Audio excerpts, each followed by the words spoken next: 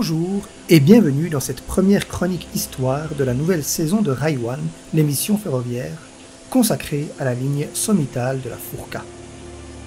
Je vous ai parlé du chemin de fer Brigg Furka-Disentis BFD dans l'émission 8 de la saison 3.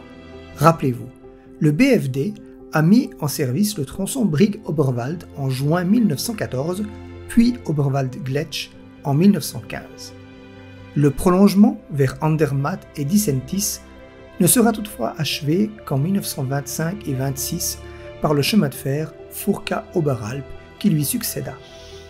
Ainsi, la ligne sommitale Oberwald-Gletsch-Realp dont il est question aujourd'hui a été mise en service entre 1915 et 1925.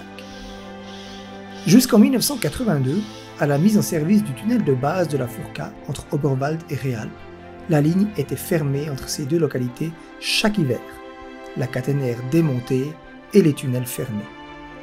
Avec la mise en service du tunnel de base en 1982, il était prévu de démanteler la ligne sommitale.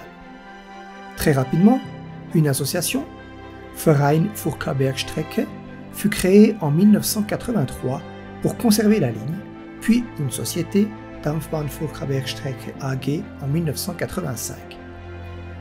Dès lors, furent entrepris les travaux de remise en état de la ligne. En 1992, les trains du DFB purent circuler entre Realp et Tiefenbach, puis une année plus tard jusqu'à la station Furka à l'entrée du tunnel de Feth. L'assainissement du tunnel nécessita des travaux plus importants, si bien que ce n'est qu'en 2000 que le DFB put remettre en exploitation le tronçon Furka-Gletsch.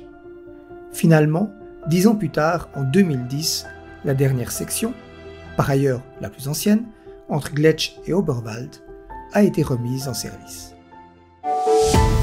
Raiwan, l'émission ferroviaire suisse, à retrouver les midis et les soirs sur TéléSuisse et quand vous le souhaitez sur notre chaîne YouTube. Abonnez-vous!